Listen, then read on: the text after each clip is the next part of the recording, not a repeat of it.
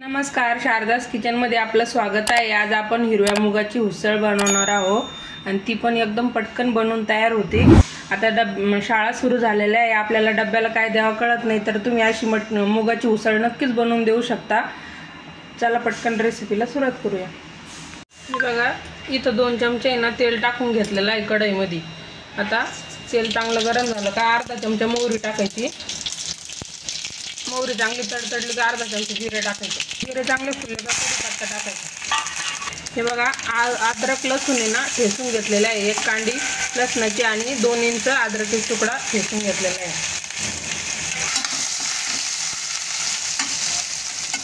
इथे ना 2 मोठ्या साईजचे कांदे बारीक कापून घेतलेले आहे, ते टाकून द्यायचे।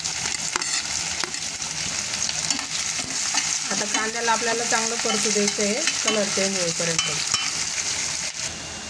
बघा, आपला कांद्याचा आहे ना हलकासा कलर चेंज झालेला आहे। आता आपल्याला ना 1 टमाटर कापलेलं टाकून द्यायचं त्याच्यामध्ये आणि 1-2 मिनिटं परतून घ्यायचं टमाटर। हे बघा, थोडंसं हळद टाकायची, 1.5 चमचा आहे ना प्रवीण मसाला टाकायचा आणि 2 चमचे लाल मिरची पावडर टाक। ही लाल मिरची पावडर आहे ना जास्त तिखट नाही आहे आणि तिखट तुम्ही तुमच्या हिशोबाने कमी जादा करू शकता। आता याला आपल्याला 2 मिनिटं परतून घ्यायचे।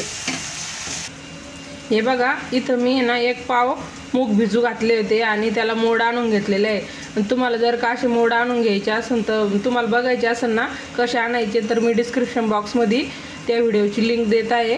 पहिलेच मी ते व्हिडिओ शेअर केलेला आहे, तुम्ही नक्कीच जाऊन चेक करू शकता। आता आपण यामध्ये टाकून देऊया हे सगळं।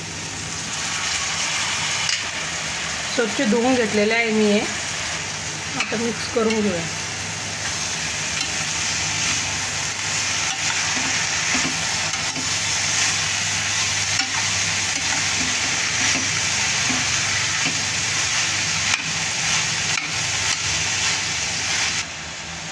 चवीनुसार मीठ टाकूया आणि अजून एक मी सिक्रेट मसाला टाकणार आहे याच्यामध्ये, त्यामुळे तुम्ही व्हिडिओ शेवटपर्यंत बघा।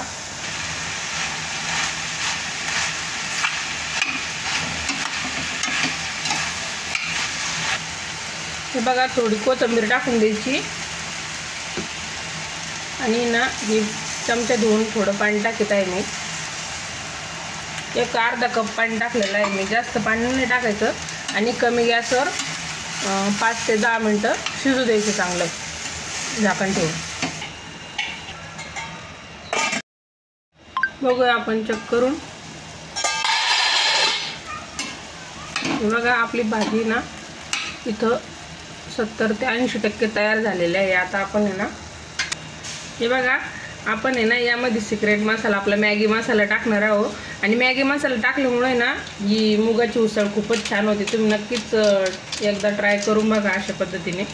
आता आणखीन 5 मिनिटं त्याला असं झाकण न ठेवताच होऊन द्यायचं।